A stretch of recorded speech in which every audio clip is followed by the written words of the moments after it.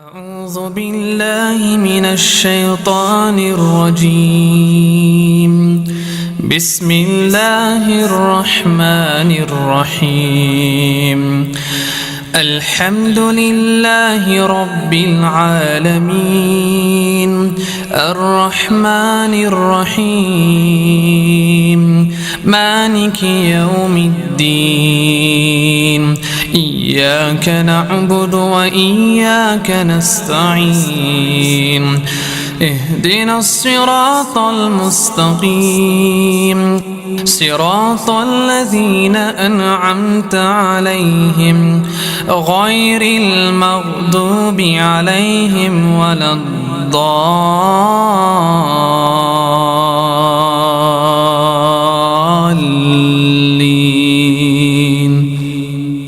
آمين. بسم الله الرحمن الرحيم. إن أردتم أن تكونوا شامة بين الورى فاختفوا. Sunday school, the halaqat, the women's programs, the youth programs, the sports activities. May Allah Azza wa Jal continue to put barakah in all of those things and save you and shelter you from all kinds of disagreements and arguments and ill feelings towards one another, and allow you to really serve first and foremost yourselves and your families for the sake of Allah, and then the extended community here so the word of Allah can spread. So I wanted to, in this brief conversation with all of you, share a couple of ayat. Some of them belong to Surah Al-Ankabut, the one I recited in the beginning of this talk. That's the 29th surah of the Quran. And then I'll take you further down, historically at least, to Surah Al-Baqarah, and something else I'll share with you from Surah Al-Baqarah. And those two things essentially are the centerpiece of what I want to share with you today. Did the mic just go off? Or? Okay. All right. So, when the Prophet ﷺ was doing his best to deliver the message of Islam, there were different kinds of reactions by people. Of course, the minority reaction was that people believed in him. That's the minority reaction. The majority reaction was people did not believe.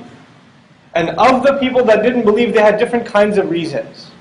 Not everybody disbelieved for the same reason. And the intensity with which they disbelieved, the fervor with which they disagreed with the Prophet ﷺ, also it varied. Some people absolutely hated Islam. They couldn't stand the Quran. Some people just didn't know about it. And when they heard about it, they're like, I don't need to pay more attention. I got other stuff going on in my life. You know, they don't have to pay attention to it. And they only paid attention to it much, much, much, much later in their life. Then there were the people who were hearing about the message of Islam consistently. And they didn't necessarily hate it, but they just, there's a kind of personality that always wants to counter-argue. It never wants to accept something. It just wants to come up with a counter-argument. In Arabic, there's a saying, لِكُلِّ خِطَابٍ جَوَابٍ. Every speech has a counter-argument. Everything has a commentary, right? So their idea of, and then by the way, there is a certain kind of person, the only time they feel intelligent is when they criticize somebody else. And that's a pretty good indication of a lack of intelligence, by the way. And low self-esteem on top of that. That the only time you can display the value of your intellect is by putting somebody else down. Or by dismantling their idea or criticizing, critiquing, right? And interestingly enough, in modern academics, that's essentially, especially in the social sciences, that's how PhDs are done. You present your thesis before a panel of experts, and they all try to one-up one another in trying to criticize your paper, and they're not really interested in criticizing your paper, they're interested in proving to the next guy sitting next to them, the other PhD, that they know more than them. So they'll try to ask a harder question. And you're caught in the middle of all of that politics presenting your paper. Right? But this is a modern mind, but this mentality's always been there. And one of the ways in which people try to say that they're smarter than the message of Islam, or the Quran, it sounds like it's some beautiful things, but here are some questions I have for you. And the question that basically was by the end of the Meccan period. So the Prophet's been delivering the message, sallallahu alaihi wasallam, for a little over a decade already, almost a decade. And by the end of it, all these different kinds of questions: is he insane? Is he stealing these words from somebody else? These kinds of questions started watering down, withering away. And there was one main criticism that remained, that they would not want to let go of. And this is the criticism you'll find in later Meccan surahs. It's repeated over and over and over again. This one criticism that they kept coming up with. What we're going to learn in this surah is Allah not only just quotes that criticism, He cites that criticism, but He responds to that criticism too. And I'll try to explain to you a couple of the reasons for which Allah Azza wa Jal responds to that criticism. So let's read this criticism. First and foremost, وَمَا كُنْتَ تَتْلُو مِنْ قَبْلِهِ مِنْ كِتَابٍ. The Prophet is told by Allah Himself subhanahu wa ta'ala, وَمَا كُنْتَ تَتْلُو مِنْ قَبْلِهِ مِنْ كِتَابٍ. You were not someone who were reading any kind of a book whatsoever. The Arabic word ma is used not just in nafi, lirrad. They say for refutation. It's one thing to say, I didn't go to work. It's another to say, no, I didn't go to work. When you say, I didn't go to work, you're answering the question, did you go to work? And your answer is, I didn't go to work.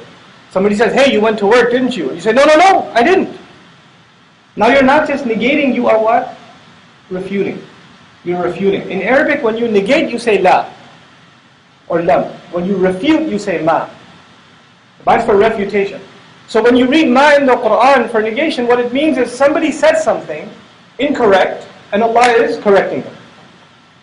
So whatever Allah is saying here in the negative, they've said something in the positive before. So let's see what Allah says. Allah says, you did not write anything you didn't read anything by yourself of any book whatsoever before this. You did not at all ever read. Meaning the Prophet is being told, you have been incapable of reading. You're a Nabi and Ummi, as you are when you come out of your mother, as unlettered as you would be when you come out of your mother. In other words, one of the allegations is this book has too much history. It's got too much wisdom. It's got too much knowledge. It's got too much style. It's got too much eloquence. It's got too much majesty. How did this man who didn't speak like this at all yesterday, and all of a sudden he's talking like this, we never heard anything like this, he must be getting it from somewhere. He must be reading some secret books or something. Allah says, no, you know. وَمَا كُنْتَ تَتْلُو مِنْ قَبْلِهِ مِنْ كِتَابٍ. You weren't reading any book whatsoever. And then وَمَا تَخُطُّهُ بِيَمِينِكَ. Maybe he sat home and hours he spent writing this stuff down. And when you write the first draft, then you go back and you edit it, and you fix it, and you say, maybe this draft is better. And then you take some words out, add some words in, and you work on it, etc. My eldest daughter was recently in a poetry competition, and she's scratching away, writing this poem, and she's taking this word out, adding that word in, taking this word out, adding that word in. It's a process, especially in creative writing. It's a process. Alhamdulillah, she won. But anyway. But I know the ugly drafts that she went through to get there, The ones I read, like, what is that? Do you call it poetry? It's giving me an allergic reaction,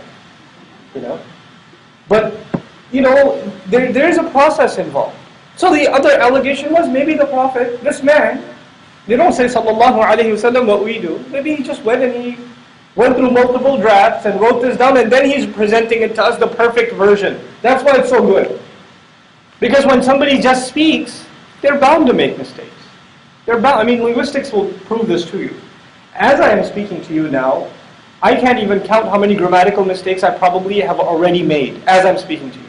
How many redundancies I've already had. How many times I've repeated myself. Or engaged in run-on sentences. It's inevitable for human beings. But when you're speaking and it's just coming out perfect, you know what the first reaction of anybody listening is? If I was speaking to you in absolutely perfect English, you would say that isn't natural. Nobody talks like that. He memorized this. He wrote this ahead of time. He rehearsed this. So that's the allegation against the Prophet sallallahu alaihi wasallam. وَمَا تَخُطُّهُ بِيَمِينِكَ. You didn't write it with your hand. Why? Because Allah didn't make him capable of writing with his hand. Sallallahu alaihi wasallam. إِذَا الْأَرْقَابَ الْمُبْطِلُونَ. If in fact those who want to prove that this is a lie, al-mubtil is the one who doesn't just lie, but he tries to prove something to be a lie. The ones who want to dismantle, invalidate this message, that's all they want to prove is somehow you plagiarized this message, you took it yourself, you learned it from some other source, and then you're presenting the drafted version. In case you're falling into doubt, you already know and they already know that you have no such background. By the way, to this day, when you go to universities to study Islamic studies, which should be really called un-Islamic studies, in many of these universities, and they try to, you do a PhD in, Islamic civilization or the Quran or something like that. What's the primary thesis? This has to be from, he must have plagiarized it from Christian sources, Jewish sources. He must have taken it from this place or that place. Entire theses are written on this stuff. When you go to the library at NYU and you put in Quran or you put in Muhammad to do a search on articles, papers, etc., you're going to find all these papers written by non-Muslims, or people that have Muslim names but not much more, that are entirely dedicated to showing how, this is all a myth. This is all just stolen excerpts from different parts of the Bible or the Torah, etc., etc. That's all this is. So this allegation that's found in academia now isn't new. It was already there at the time of the Prophet ﷺ. But this isn't even the last allegation. The last allegation is coming. Listen to this. وَقَالُوا لَوْلَا أُنزِلَ عَلَيْهِ آيَاتٌ مِّن رَبِّهِ. And they said, how come no miracles, ayat, miraculous signs, how come no miracles come down upon him from his master? After all, Jesus had his miracles. Moses had his miracles. You talk about Saleh and the she-camel. That was a pretty awesome miracle. Abraham had his miracles. How come this prophet doesn't have any miracles? How come nothing for us to see? No special effects, nothing. No dirt turning into a bird. No stick turning into a snake. No water parting. No chopped up, botis of chicken and then they come back together and become a chicken again or a bird again. Nothing. What you got? All you got is these words. I mean, if you really are a prophet, show us something. Show us something. At least show us some kind of a miracle. لَوْلَا أُنزِلَ عَلَيْهِ آيَاتٌ مِّن رَبِّهِ. Have you ever heard the phrase, I'll believe it when I see it? Have you ever heard that before? That was their final attitude. Listen, what you have to say sounds pretty cool. Doesn't even sound like it's yours, actually. I think it's another source. By the way, when you say it's not the Prophet's words, incidentally, think about this logically. If the disbeliever is saying, these words are not yours, you probably got them from somewhere else. Is that true? It is true. That is true. It's already half of faith. You've already acknowledged these words are not his own. So even in their allegation of disbelief, half of that's true. Now, where did he get it from? Allah. And where they're saying he gets it from? The people of the book. The other half is the falsehood. But the first half, they've already understood. This can't be his own. Even that much they accept. SubhanAllah. Despite that, they say it's not enough for us. You got to show us something. You got to show us, the Arabian Peninsula is kind of dry. If you could just create some farmland automatically, ask God to create some farmland, that would work.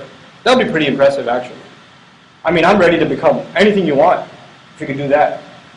Or how about this? We're kind of poor. The Romans, they're doing pretty well for themselves. And these Persians, they got hooked up. How about you produce some oil, some not oil yet, but some gold from the ground? How about some just gold to just pop out of the ground? Or water springs everywhere? How about that? If you could do that, I mean, we're willing to listen. Or how about this? We used to trust our elders. Our elders were people of a lot of wisdom and some of them died. So if you can ask your God to bring them back to life so they can hold a community hall meeting and then tell us, listen, this guy's truly a messenger. Look at me, I just came back from the dead just to tell you that. If you could do that, I mean, you've got yourself a deal. On top of that, later on, the Jewish tribes, when the Prophet came into contact with certain Jewish tribes, they came up with different requests. And even before that, some of the Arabs came up with a request, so who gives you the message? Who delivers the message to you? God himself? He says, no, the angel Jibreel. The angel comes and delivers the message. Okay, let's see him. Can we have a chat with him? I mean, he talks to you, why can't he talk to us? We're right here. We're available. Oh, only you can see him? Oh, how convenient. Only you can see him. They'd say that, let's see the angel. The Jewish tribes would come and say, you know what, back in the day, in Bani Israel's tradition, we learned that when Allah would accept a sacrifice, when you would sacrifice an animal, you don't know if the sacrifice you made is maqbool or not. It's acceptable with Allah or not. Did Allah accept that sacrifice or no?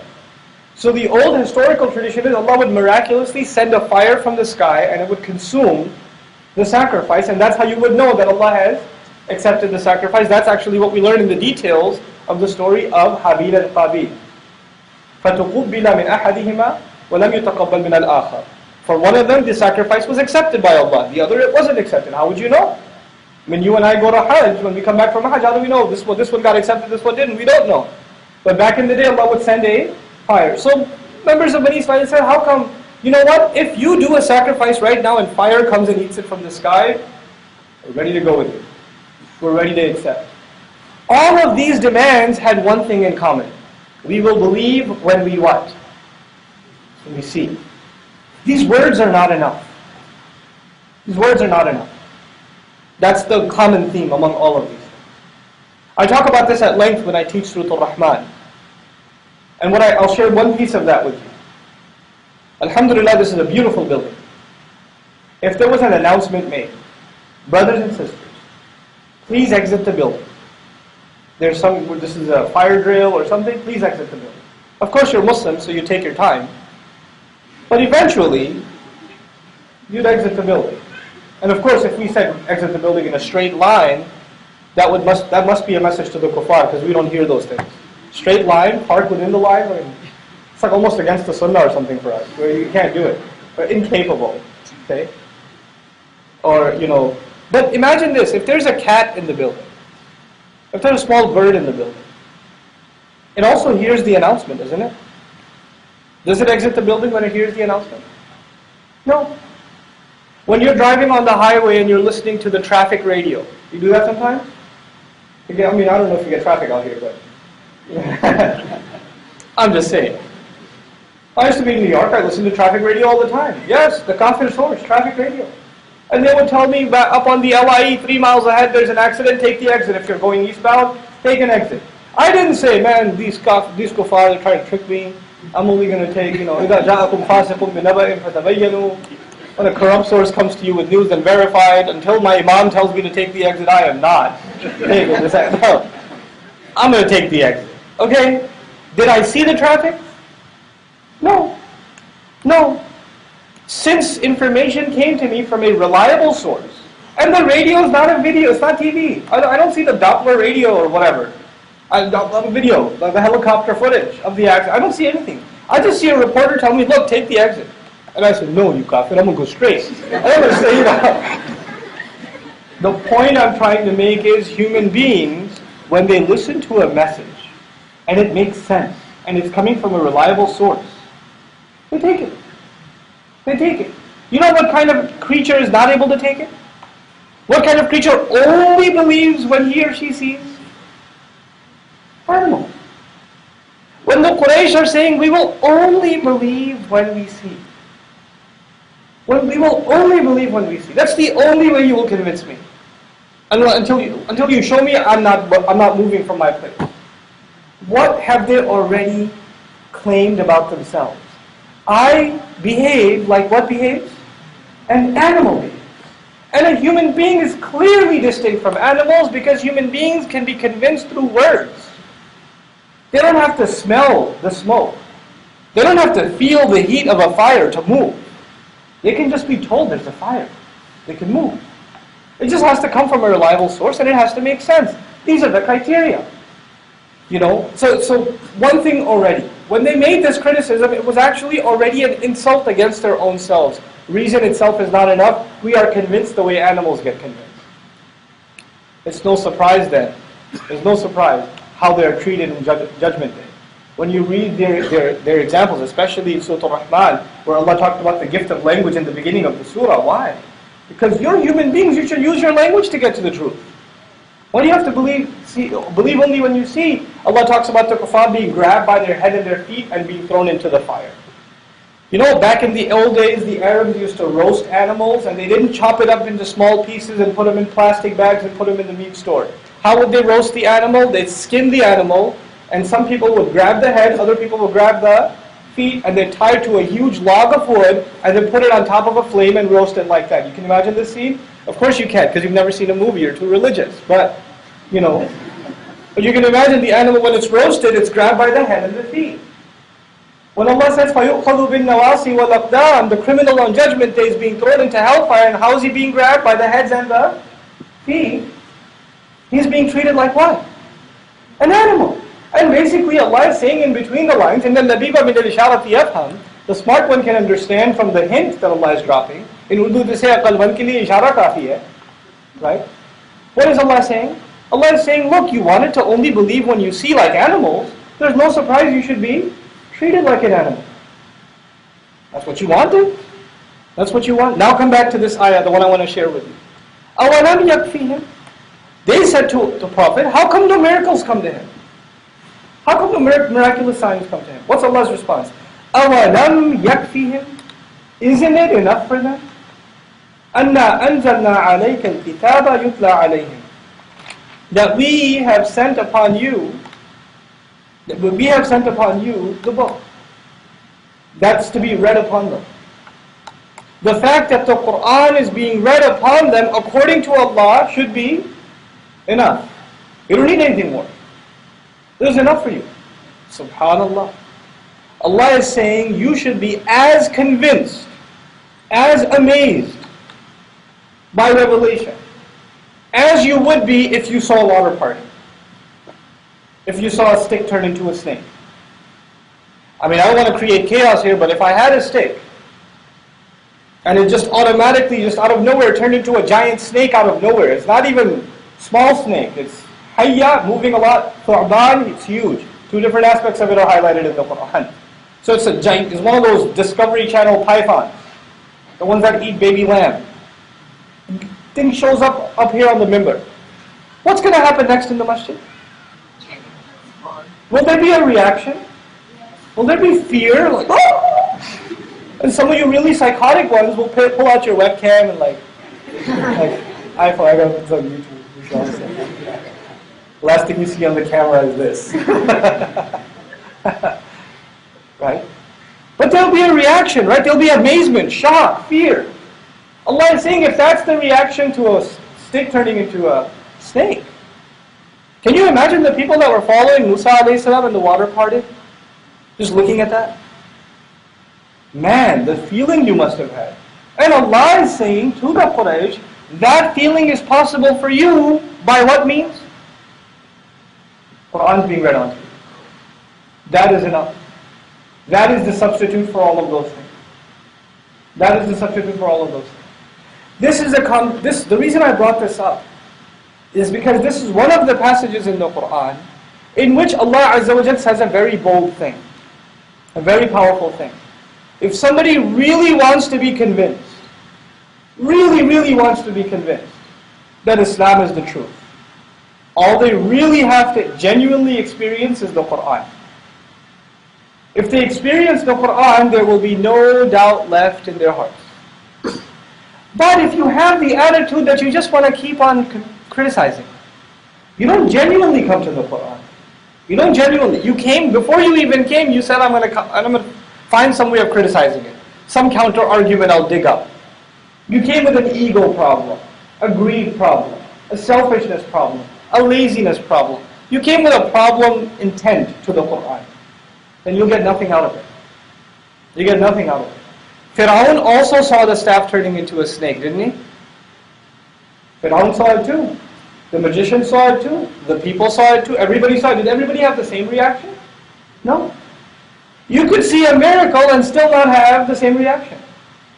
Are there people who crossed the water with Musa alayhi salam that later on gave Musa alayhi salam the hardest time? Can you imagine? They just saw the greatest miracle possible in their life. They went through a body of water, with water on both sides standing up like a dam without walls. And they walked right through. And they saw the Fir'aun who claimed to be God get crushed before their own eyes. That same Fir'aun, nobody would make eye contact with him. That same Fir'aun is crushed in front of their own eyes. And they get on the other end and they become skeptical about Musa alayhi salam again. I'm not so sure if he's a prophet. I don't know about that. My God, when you have a problem in here, then this stops working really well. When there's a problem in the heart, then the mind kind of gets fuzzy. It kind of gets fuzzy. Now I want to come to the next part of this conversation. The Quran to us, when the words of Allah Azza wa Jalla are heard, they attack two things in us. They attack our minds, the words of Allah, and they also attack our hearts. Our minds are submitted before Allah's word. And our hearts are submitted before Allah's word. When we deeply reflect on the Quran, Allah talks about reflection on the Quran in two dimensions. An intellectual dimension. I know there are youth here, so I don't want to get too abstract, but an intellectual dimension and a spiritual dimension. There's tadabbur in the aql and there's tadabbur in the qalb. There's reflection on the Quran in your mind and there's reflection in the heart. Now let me explain in simple language what the difference is. Two places Allah Azza wa Jalla mentions this. One time Allah mentions reflection in the mind, other time He mentions reflection in the heart. Screensaver, you're fine. That is crazy. That's a really psychedelic screensaver, by the way. Okay, sorry. Cool. Alright. So, what kind of reflection are there? Let me see if you were listening or alive. Or, what are they? Mind and heart. What does it mean, reflection in the mind? It means the more you study the Quran genuinely, the more you will become intellectually, rationally convinced that this can only be God's word. Your intellectual fortitude in the Quran gets stronger and stronger and stronger. Allah says, أَفَلَا يَتَدَبَّرُونَ الْقُرْآنَ أَمْ عَلَى قُلُوبٍ not that one. أَوَلَوْ كَانَ مِنْ عِنْدِ غَيْرِ اللَّهِ لَوَجَدُوا فِيهِ اخْتِلَافًا كَثِيرًا. Well, don't they reflect on the Quran? Had it been from anyone other than Allah, they would have found a lot of contradiction in it. In other words, the more you study it, you will find there's no contradiction, and the only thing left in your mind that will get solidified is this can only be from Allah. That's intellectual tadabbur. In Surah Muhammad, He mentions the other tadabbur. He says, أَفَلَا يَتَدَبَّرُونَ الْقُرْآنَ أَمْ عَلَى قُلُوبٍ أَقْفَالُهَا. Don't they reflect on the Quran? Or is it the problem that the hearts have been placed, locks have been placed on the hearts? The hearts are locked up, they don't care to reflect on the Quran. Reflecting on the Quran in the heart doesn't mean that you become convinced it's Allah's word. You become convinced that it's talking to you. That Allah is talking to you personally. You are engaged in a private meeting with Allah in salat. You have a private meeting with Allah when you're reciting Quran. That's tadabbur in the heart. Oh, that's an experience. There's no high like that one. There's none. There's no feeling like that one. It doesn't come all the time, by the way. It's a gift. It comes sa'a fa sa'a. Sometimes. You know? If we could have that all the time, we'd be different kinds of people. We'd be a different person. So now I want to share with you the importance of appreciating the Quran as a miracle for our hearts and a miracle for our minds. What's the importance of it? This is why I want to take you to Surah Al-Baqarah. I want to take you to a story that's very famous. It's a Sunday school story. So the kids here that go to Sunday school and are awake at least 25% of that time, which is difficult, probably know this story. Allah Azza wa Jalla says, or tells us about Ibrahim alayhi salam. وَإِذْ قَالَ إِبْرَاهِيمُ. When Ibrahim alayhi salam said, Ibrahim talks to Allah a lot. Ibrahim alayhi salam talks to Allah a lot in the Quran. He talks to him about his kids. He talks to him about the future. He talks to him about himself. He talks to him about moving to Makkah. There's a lot of conversation between Allah and Ibrahim. So if you want to learn beautiful conversation between between a slave of Allah and Allah Himself, there's two. There's Musa and Allah. Beautiful conversation. And there's Ibrahim alayhi salam and Allah. Just two beautiful sets of conversations in the Quran. So in one of these conversations, Ibrahim alayhi salam turns to Allah and says, Rabbi, my master, Arini, show me. كيف تحيي الموتى? How do you bring life to the dead? How do you bring the dead back to life? How do you do it? Can you show me? That's kind of amazing, huh?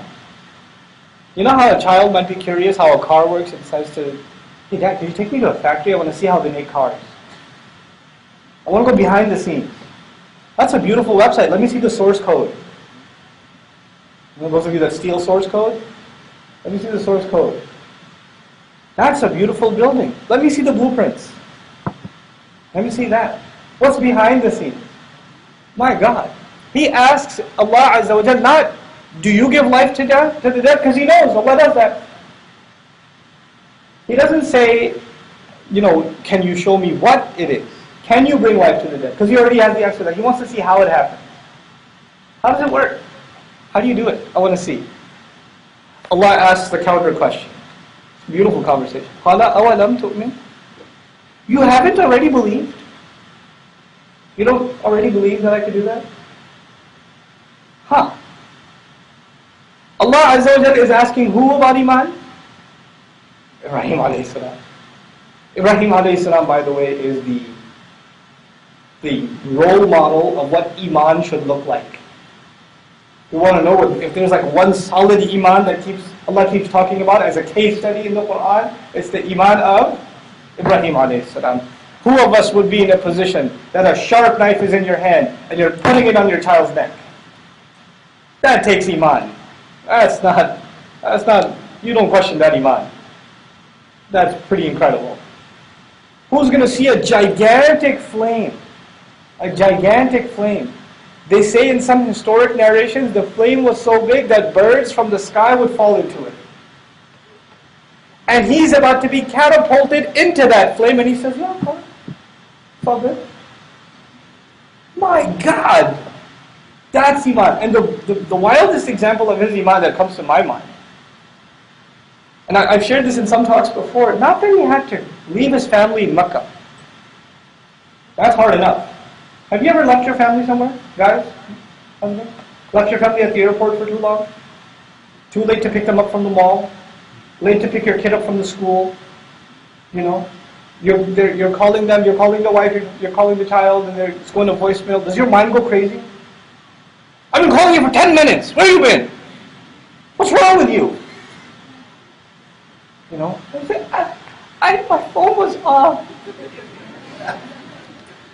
No, it wasn't. It's just my mom. It's just my mom. That's what's going on the other end. You know, God, she doesn't stop. But when you get caught, you're like, oh, my phone was dead. I don't understand why you would do that.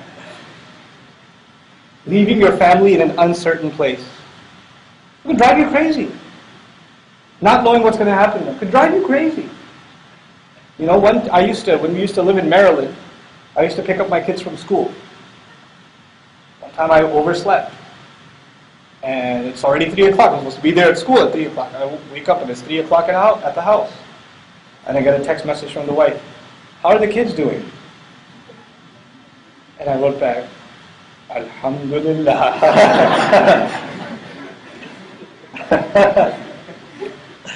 And dashed. And somehow, you know, her spider sense went berserk. And she said, you overslept, didn't you? The next text. You know. Then she called me, I picked up, how could you do this to my poor babies? They're going to be so scared and lonely. They're going to be so terrified. You know, you're going to be late. Oh, I can only imagine what they're going through. Yes, so poor these children. They're going to be behind the gate, inside an air-conditioned room with the fan running and a teacher in front of them doing artwork. I'm so sorry. You know? It's terrifying. What is Ibrahim a.s. thinking as he's walking away? What's he leaving them? If you guys have ever gone on a road trip, I have. I just came back from a plane trip with my family. I went to the IGNA convention with 6 kids. Whew! And hijrah fi sabilillah, I tell you, traveling with children. But you're traveling in the car every 5 minutes. I'm too hot. I'm too cold. Can I move from my chair? Can I sit in the front? Can I sit in the back? How come she gets to the window? I don't get the window. Oh God. What kind of air conditioning does Ibrahim alayhi salam have as he's walking, not SUV, to the desert? Man, I even wonder about the road trip. Traveling is hard. Traveling with wife and kid? Oh man, that's tough. And the baby at that. Babies have so much, and they cry, and they get hot, you're worried about them, dehydration, and then he has to leave them there in the middle of nowhere. Or walk away. That takes Iman. That's Iman. And that same man, that same believer turns to Allah and says, Ya Allah, after all of that, Ya Allah, can you show me how do you do this? Allah says, don't you have Iman already? His Iman is here, and his Iman is here. But you know, and let me tell you something about these two things. Our intellectual Iman, it only grows. It doesn't go back. It only grows.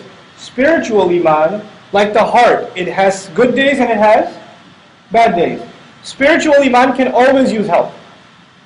None of us ever will reach a state of Iman where we can say, I don't need more Iman, I'm good. It's a fuel tank that you always have to keep refilling. So when Ibrahim a.s. wants to experience a miracle, is it the heart or the mind that he wants to keep filling up? The heart. The mind's already filled, he's convinced. He's absolutely convinced. So what's his answer? He says, Bala walakin liyatma'inna qalbi. No, of course I believe. When he says Bala to me, Wallahu a'lam, he's talking about his intellectual iman. Intellectually, I have no doubts whatsoever. I have no doubts that you give life to the dead. I have no doubts that you're capable of doing it. But I'm only asking because I want to satisfy and put my heart at ease. Even Ibrahim alayhi salam feels the need to satisfy his heart. This is different from the kuffar we read about. The kuffar had doubts where? Here. That's why I made this distinction. They had doubts over here. Allah said Quran is enough for them. Quran is enough for them for here, up here, and also for here. Now we already believe, alhamdulillah. We already believe. But you know what? Do our hearts still need some reinforcement sometimes? Oh yeah, they do. All of our hearts do. And Allah is saying, what is enough for that? Quran is enough. I want you to think about what I just said.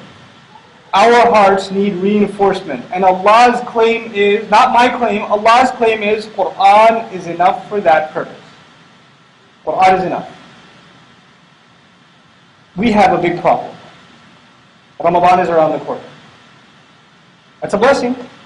But the vast majority of the Muslims that walk on this earth are going to stand in salat and they will have no idea what's being recited. They will experience the Quran without experiencing the Quran. It's a tragedy. To me, it's a state of emergency. It really is. That we're going to stand and listen to the word of Allah and we're not going to know what He's saying. And even if we have some idea of what He's saying, we're not going to be standing at the edge of a water watching water part. We're not going to be experiencing a miracle where we're so amazed by that, we're so overwhelmed by that, that as we are standing there, it is completely reinforcing in our hearts and in our minds, Word of God. This can only be Allah's Word. It can't be anything else. SubhanAllah. Can you imagine how powerless the Bani Israel felt when Allah raised the mountain above them? Imagine a mountain hanging above you. And then Allah says, take my book seriously. Okay. Sorry. That's how we're supposed to feel when what's being recited. The same Quran that Allah says, if that Quran came on a mountain, لَرَأَيْتَهُ خَاشِعًا مُتَصَدِّعًا مِنْ خَشْيَةِ اللَّهِ. You'll watch it full of fear. It'll become numb. It'll become khushu'. It literally means the muscles to become soft. So it's as though Allah is saying the mountain will first start melting. Then it'll explode from the fear of Allah. It can't take it. It can't take it. And how much harder than that does a heart have to be that it listens to the entire Quran and not a tear comes down? How much harder than that rock, that boulder, that mountain does it have to be? Isn't that a tragedy? That's a pretty sad tragedy. And so we all make attempts. And I'm not blaming you for not knowing Arabic or not knowing the Quran. I'm saying there's a problem. Let's first recognize the problem. And let's try to do something to fix the problem. Let's try to get there. And wallahi, if we make the intention to come to the word of Allah, to clean up our hearts, to clean up our minds, Allah will open those roads. That's Allah's guarantee. That's not up to me or you. Allah guarantees that. You and I just have to make the intention. I want Allah's book to be a part of my life. I want it to be something that I can do, reflect upon, to clean my heart and clean my mind.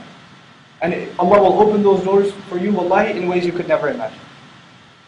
So in this context, I want to share a few bits of advice with you. A few bits of advice that will help you and me get closer to the word of Allah. First things first. All of us, there is no exception in this room, all of us should be memorizing the Quran. All of us. Whether it's one ayah a day, 2 words a day, 1 word a day, I don't care. You should be memorizing the Quran. How much should I memorize? Don't ask that question. Let Allah answer that question. However much Allah opens your heart. You know where Allah told us? Where does the Quran rest? When you memorize something else, when you memorize your medical textbook, when you memorize your physics course, you memorize the answers for the exam, you memorize this or that or the other, historical facts for your SAT or whatever. When you memorize things, where does that memory sit? Allah says in the same surah Ankabut, He tells us where the Quran sits, inside a person. بَلْ هُوَ آيَاتٌ بَيِّنَاتٌ فِي صُدُورِ الَّذِينَ أُوتُوا الْعِلْمِ. These are clear miraculous signs in the chests of those who have been given knowledge. The best possible healing, the healing that was given to the world, we want it to rest inside our chest. Memorize the Quran, memorize the surah, memorize an ayah, but do it every single day. Brother, I don't know Arabic. It doesn't matter. Just memorize. Just memorize. Have the intention that you want to learn, you want to understand. And I'm telling you, the people who memorize the Quran, Arabic, tafsir, understanding becomes 100 times easier for them than the people who don't memorize. That's number one. Memorize the Quran. Second, whatever explanations of the Quran you find easy to understand. I'll tell you what my personal problem is. Maybe you don't have this problem. I'm not a good reader at all. I have very low attention span. When I read something, I only read it because I'm having problems going to sleep. Because 2 pages in, I know no sleeping pill will do for me what reading will do for me. MashaAllah. Okay? And this is especially true, by the way, for some of you when you recite Quran. An army of shayateen comes to you and says, sleep. You know you want to. You will have the best sleep of your life the moment you open the Mus'haf. They'll come put you to sleep. It's pretty awesome. I've tried it. When especially on planes when I need rest, start reciting. Before takeoff, I'm out. I wake up after landing. So for me personally, to learn tafsir and learn certain things, I just had to learn to become a good listener. And to me, personally, the khutbah I've listened to, the tafsir I've listened to, the talks and lectures I've listened to in Arabic or in Urdu or whatever else, they're still in my head. I was just listening to a talk I heard 12 years ago. And I still remembered it. I was like, wow, I still remember that. I remember that he said that. It's stuck in my head. I didn't know where it came from, and I heard that talk, and I was like, wow, that's where it was. That's how it entered my memory bank.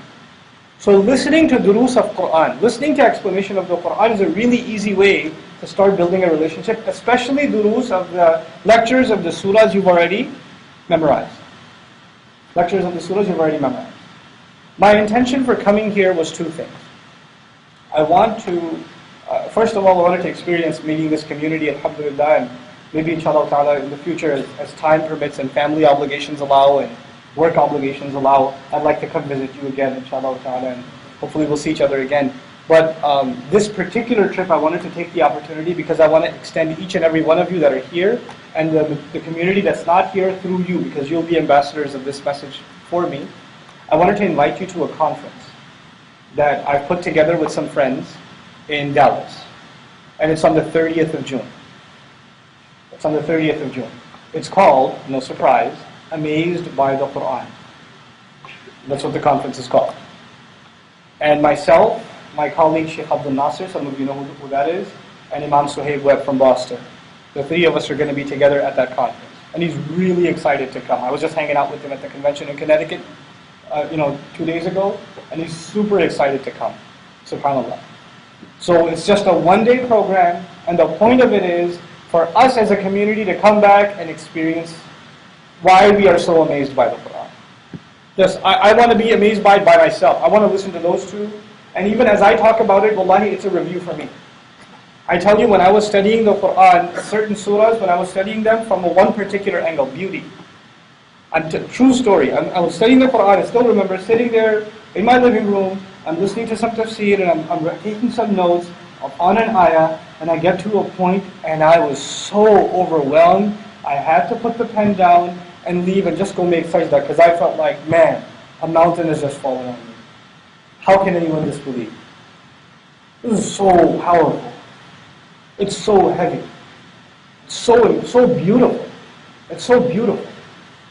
You guys think the Avengers was awesome? It wasn't. It's nothing. It's garbage. You want to know how a story is told? The Quran knows how to tell a story.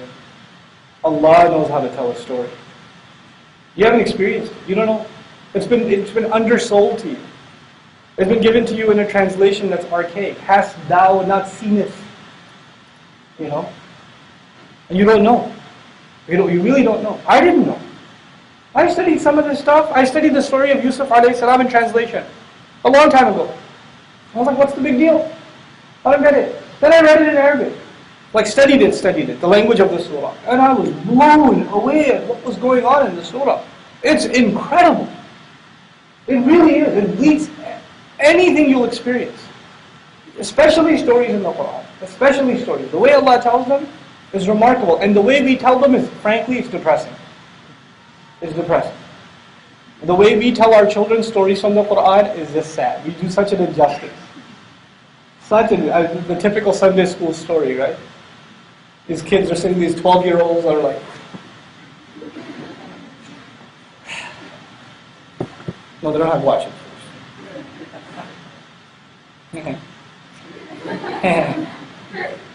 Whatever. That one's doing that right now. I'm kidding. Feel bad.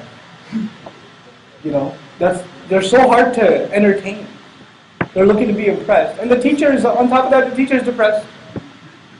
Yusuf alayhi salam was the son of Yaqub, who was the son of Ishaq, and his brothers put him inside a well and left him there. Please put me in a well and leave me there. That would be better than this. Right? We know how to tell the story. We have to, even the elders, the parents here, we have to be inspired by this book so we can instill inspiration. The Prophet ﷺ was describing this, and the last thing I'll leave you with. It's not just what the Quran has to say, it's how it says it.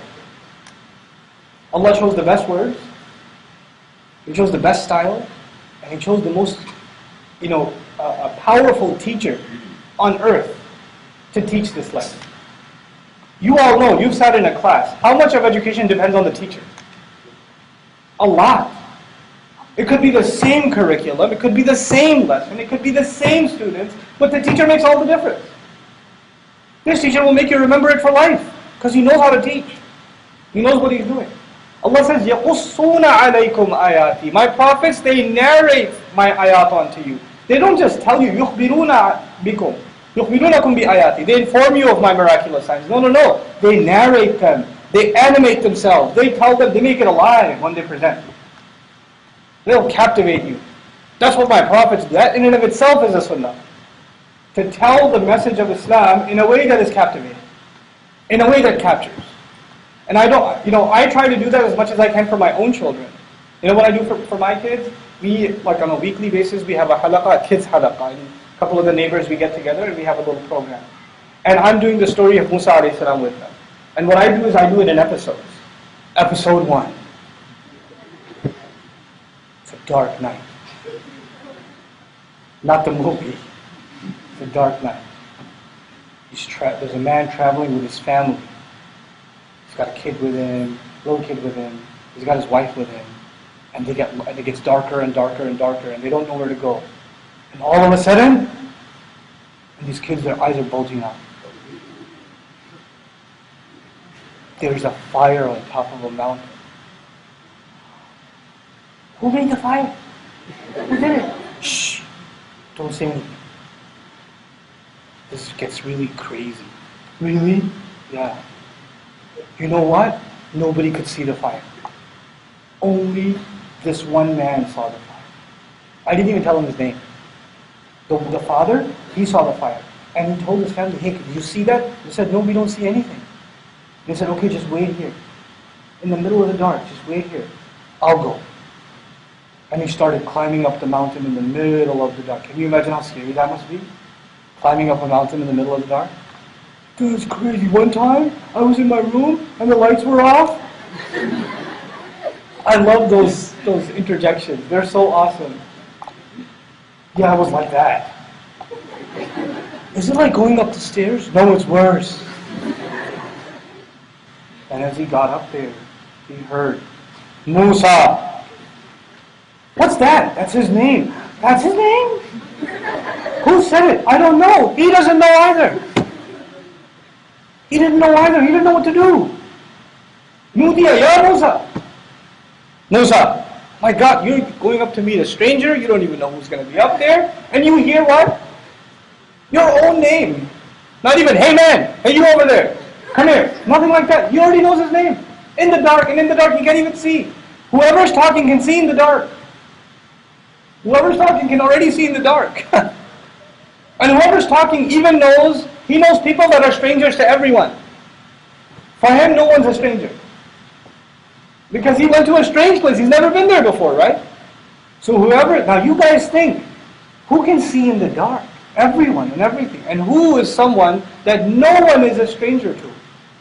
These kids are like, I don't know. Who knows everybody? You mean like everyone? Yup, everyone. I thought that was Allah. Bingo. Allah was talking to him? Yup. Allah. Then what happened? I'll tell you next episode. Aww. But that's what you're supposed to do. Believe him like, tell me what happened. You know? Really. When I get to the part of the snake, I actually literally bring a rope and start. And put on a YouTube video of a giant python. This guy. Can you imagine? I don't want to look at it, it's scary. Yeah, it was pretty scary. That was pretty scary. And then you know what Allah tells us? Grab it. So if you bring a toy snake and you ask a child to grab it, will they? If it's moving around? No. Is that scary, grabbing it? Can you imagine? Allah just said, hey, don't be afraid, just grab it. Take it with your hand. Musa alayhi salam was thinking of running off the mountain. And by the way, running off of a mountain in the dark, running at all down a mountain is a bad idea. It's a pretty scary idea. So he's weighing, what's scarier? Running down a mountain in the dead of the night or facing the snake? So clearly the snake is really terrifying. And Allah says to him, no, do what? You know what you do? With your hand. Don't be afraid, don't worry about it. Then what happened? Musa got closer and closer to the snake. And he grabbed it. And then all of a sudden, I'll tell you tomorrow. You're supposed to do with this story. So my child never forgets. So I'm driving home from school and my kids are saying to me, Abba, you know when that happened with Musa with the snake? That was crazy. They're not telling me, you know what happened in, whatever, Jimmy Neutron or Dora the Explorer or the Avengers or... They're not telling me that was crazy. Musa that snake thing? That was amazing. That was amazing. What happened next? I can't tell you until later. Sorry guys. That's season 2. Not coming out yet. That's what we're supposed to do with our children. So the intent that day is to do that for the adults and the kids. Is to take a passage of the Quran and to share with myself and all of you and my family and your family what makes it awesome. The registration is actually online only. And I'm expecting an audience from all across the country. And I'm hoping we have the strongest showing from Texas itself. And that's part of the reason I've made this road trip here, to let you guys know. I wanted to share this with you guys and also make the announcement for that program. The website again is amazedbythequran.com. So if you could do me the favor of registering as soon as possible, and also please, please, please, please, the most important kind of advertising is word of mouth.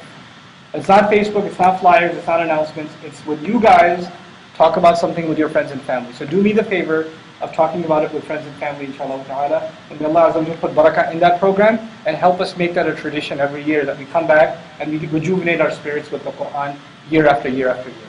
So thank you so very much for listening. I know it's a weeknight and all of you are going back to work. I'm going back to conduct an exam for my students at 8 in the morning tomorrow, so I got to get out of here too, inshallah ta'ala. But it's been an absolute pleasure coming here. I pray that we get a lot of time with each other in the future, inshallah ta'ala, and that we're able to get to know each other better.